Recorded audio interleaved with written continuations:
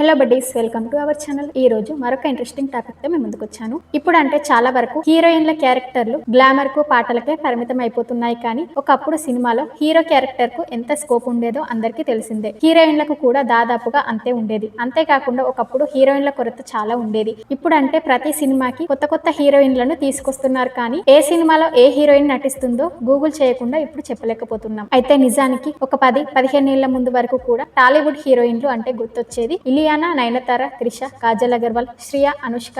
ఆ తర్వాత శృతి హాసన్, రకుల్ ప్రీత్ సింగ్, తమన్నా, సమంత, అనుపమ, రాశిఖన్నా, రష్మిక ఇలా గుర్తొస్తూనే ఉంటారు. ఇదిలా ఉంటే ఈ హీరోయిన్లలో ఒకరిద్దరు తప్పితే మిగతా వాళ్ళందరితో కలిసి నటించిన ఏకైక హీరో ఎవరో ఈ రోజు ఈ వీడియోలో తెలుసుకుందాం. మరి ఆ స్టార్ హీరో ఎవరో కాదు, మన మాస్ మహారాజా రవితేజ. ఇప్పుడంటే రవితేజ కెరీర్ గ్రాఫ్ తగ్గింది. కానీ అసలు ఒకప్పుడు రవితేజ ఏది పట్టిన బంగారమే. మరీ ఆహా ఓహో అనే రేంజ్ లో హిట్లు కుట్టకపోవచ్చు, కానీ నిర్మాతలకు మాత్రం నష్టాలు వచ్చేవి కాదు. అంతలా తన మూవీస్ ని ఆడియన్స్ ఎంతగానో ఇష్టపడేవారు. అయితే ముందుగా అనుష్క విషయానికి వస్తే, అనుష్కతో కలిసి రవితేజ విక్రమార్కుడు, బలాదూర్ వంటి సినిమాలు చేశాడు. ఇందులో Vikramarkudu ultimate blockbuster hit అవ్వగా బలాదూర్ డిజాస్టర్ అయింది. ఇక నయనతారతో దుబాయ్ సీను, ఆంజనేయులు వంటి సినిమాలు చేశాడు. దుబాయ్ సీను సినిమా కమర్షియల్ గా బ్లాక్ బస్టర్ హిట్ అవ్వగా ఆంజనేయులు మూవీ యావరేజ్ గా హిట్ కొట్టింది. అలాగే శ్రియతో కలిసి భగీరథ సినిమా చేశాడు. రసూల్ ఎల్లోర్ దర్శకత్వం వహించిన ఈ సినిమా కమర్షియల్ గా ఫ్లాప్ అయింది. ఇక త్రిషతో కలిసి కృష్ణ సినిమా చేశాడు. ఈ సినిమా బాక్సాఫీస్ దగ్గర కాసుల వర్షం కురిపించిందని చెప్పాలి. వివి వినాయక్ దర్శకత్వం వహించిన ఈ సినిమా అప్పట్లో కమర్షియల్ బ్లాక్ బస్టర్ గా నిలిచింది. ఇదిలా ఉంటే కాజల్ తో కూడా